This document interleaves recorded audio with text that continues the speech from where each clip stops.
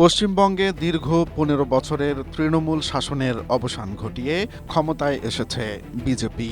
তবে এই জয়ের পেছনে সবচেয়ে আলোচিত বিষয় হয়ে দাঁড়িয়েছে নির্বাচন কমিশনের বিশেষ সংশোধনী এসআইআর প্রক্রিয়ায় প্রায় ৯০ লাখ ভোটারের নাম বাদ পড়া।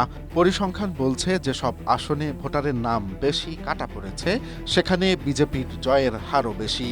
বিশেষ করে ১৪৭টি আসনে যেখানে ২৫,০০০-এরও বেশি নাম বাদ গেছে তার ৯৫টিতেই জিতেছে বিজেপি। মুর্শিদাবাদ, মালদহ ও উত্তর ২৪ পরগনার মতো তৃণমূলের শক্ত ঘাঁটিতেও এবার ধস নেমেছে।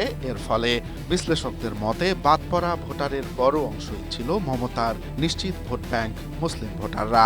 অনেক কেন্দ্রে জয়ের ব্যবধানের চেয়ে বাদ পড়া ভোটারের সংখ্যা ছিল ২-৩ গুণ বেশি। ফলে এই বিশাল সংখ্যক ভোটার বাদ না পড়লে ভোটের ফলাফল ভিন্ন হতে পারত বলে মনে করছেন ভারতের রাজনৈতিক সমালোচকরা।